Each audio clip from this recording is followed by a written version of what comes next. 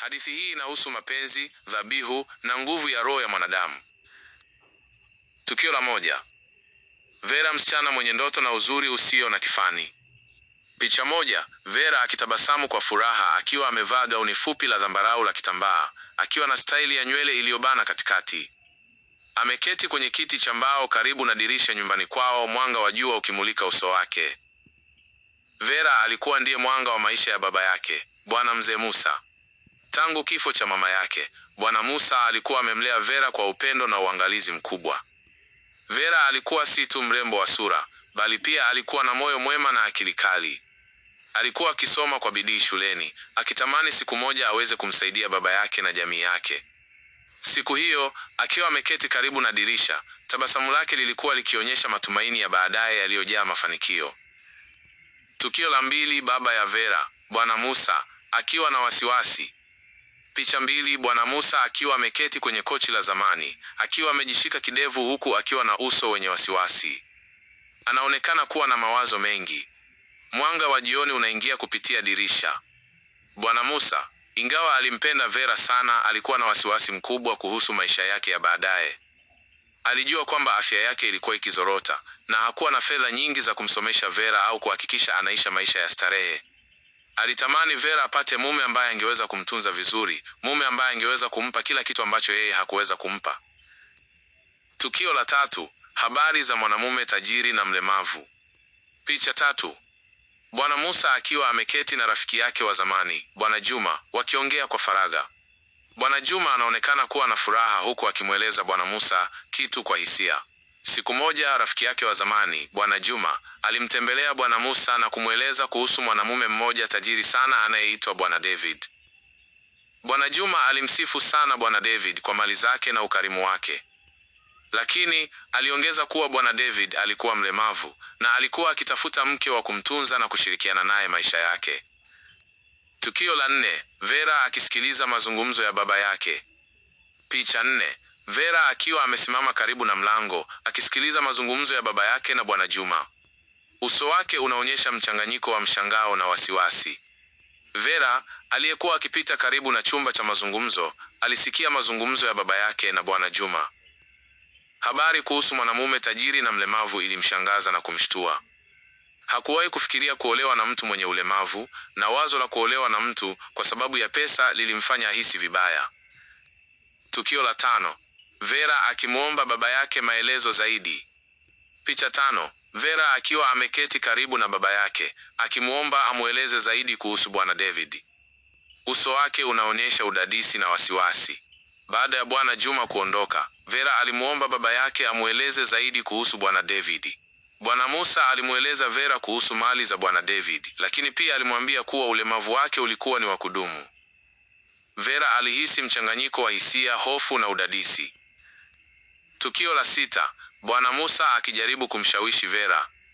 Picha sita. Bwana Musa akiwa amemshika mkono Vera, akijaribu kumshawishi amkubali Bwana David. Uso wake unaonyesha matumaini na wasiwasi. Bwana Musa alimweleza Vera kuwa Bwana David alikuwa mtu mzuri sana na kwamba mali zake zingeweza kuhakikishia maisha bora. Alimwambia Vera kuwa alikuwa akifikiria tu kuhusu maslahi yake ya baadaye na kwamba hana nia ya kumlazimisha kufanya chochote ambacho hakuwa akitaka. Vera alihisi shinikizo kubwa kutoka kwa baba yake na hakuwa na uhakika wa nini cha kufanya. Tukio la saba.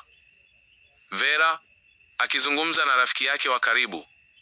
Picha saba. Vera akiwa ameketi na rafiki yake wa karibu, Amina, wakiongea kwa hisia. Vera anaonekana kuwa na huzuni huku Amina akimfariji. Vera alihitaji kuzungumza na mtu kuhusu hisia zake na alimwambia rafiki yake wa karibu, Amina. Amina alimsikiliza Vera kwa makini na akamwambia kuwa uamuzi huo ulikuwa wake na kwamba alipaswa kufikiria kwa makini kuhusu kile kilichokuwa bora kwake. Alimshauri Vera azungumze na Bwana David yeye mwenyewe kabla ya kufanya uamuzi wowote. Tukio la nane. Vera akikubali kukutana na Bwana David. Picha nane. Vera akiwa ameketi karibu na baba yake akimwambia kuwa amekubali kukutana na Bwana David. Uso wake unaonyesha ujasiri na wasiwasi. Baada ya kufikiria kwa makini, Vera aliamua kukubali kukutana na Bwana David. Alijua kuwa hakuwa na chochote cha kupoteza kwa kukutana naye na kwamba labda angegundua kuwa Bwana David hakuwa kama alivyofikiria.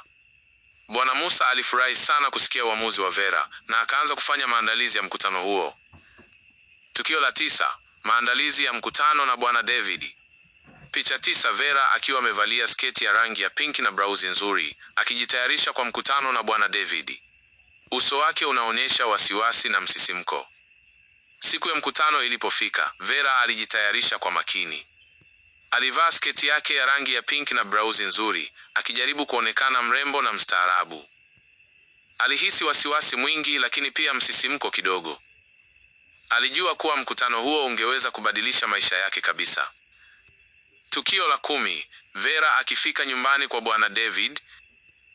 Picha 10: Vera akiwa amesimama mbele ya nyumba kubwa na ya kifahari ya Bwana David. Uso wake unaonyesha mshangao na hofu. Vera alifika nyumbani kwa Bwana David na akashangazwa na ukubwa na utajiri wa nyumba hiyo. Alihisi hofu kidogo, lakini pia ujasiri. Alijua kuwa alikuwa akifanya jambo muhimu na alikuwa tayari kukabiliana na chochote kilichokuwa kinamgoja.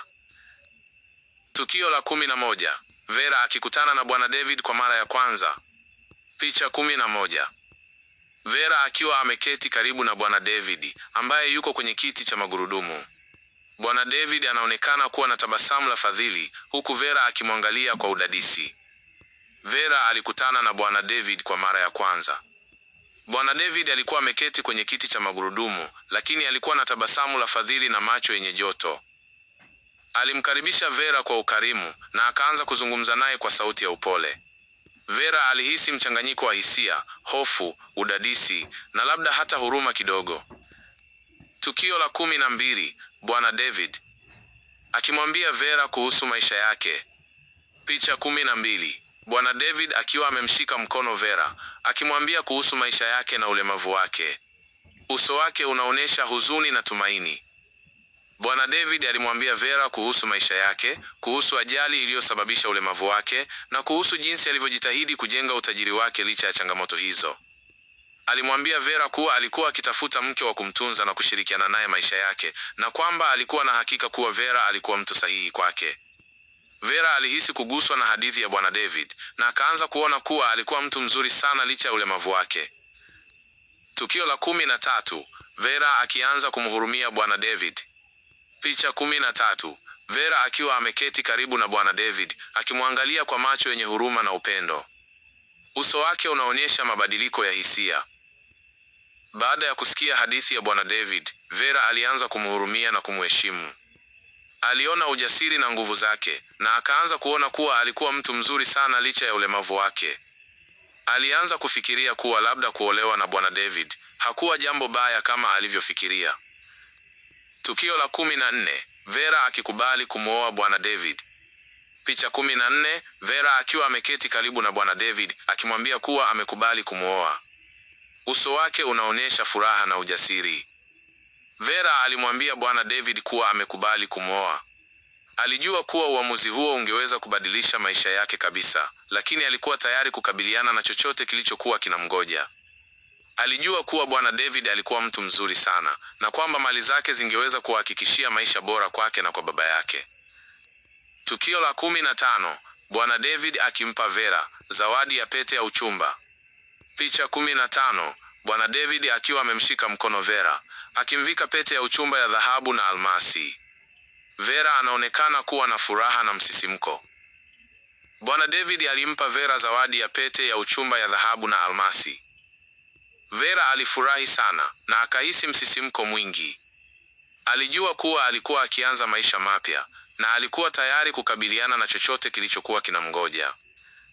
Tukio la 16: Bwana Musa akifurahi sana kusikia habari za uchumba.